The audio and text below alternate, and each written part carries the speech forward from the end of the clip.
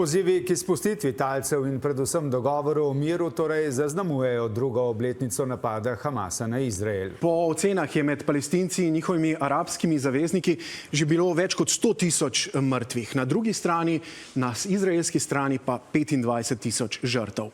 Današnji dan so teroristi v Palestini vladajočega Hamasa prerezali mrežo Gaze in s tem izvedli največji pokol v zgodovini Izraela. Usmrtili so mlade glasbenike na glasbenem festivalu in ostale, ki so prišli tja, Amnesty International, Združeni narodi in Human Rights Watch, vsi so potrdili številne primere posilstev in brutalnega spolnega nasilja.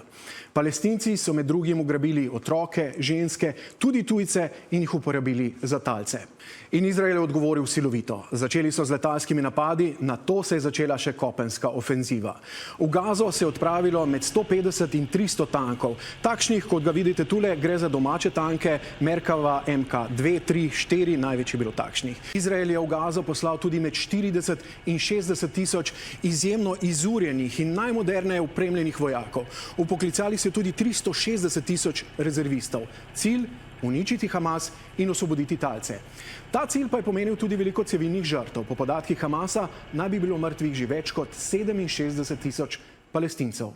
Poleg teroristov Hamasa so ubili ogromno civilistov, žensk in otrok. Zdravniki brez meja poročajo, da izraelska vojska prepoveduje tudi vnos hrane za dojenčke. V Gazi vlada huda lakota. Združeni narodi poročajo, da je Gaza prva regija na svetu, prvo območje v tem stoletju, kjer je uradno razglašena popolna lakota. Stanje na terenu je težko neodvisno preveriti.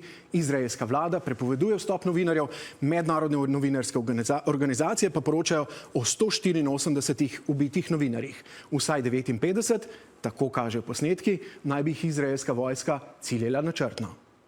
Ker je del mednarodne skupnosti ocenil, da gre za nesorazmerno ravnanje Izraela, so hitro izgubili sočutje po tistih terorističnih napadih Hamasa izpred 2 let. Večina članic Združenih narodov, več kot 150, Palestino že priznava kot samostojno državo.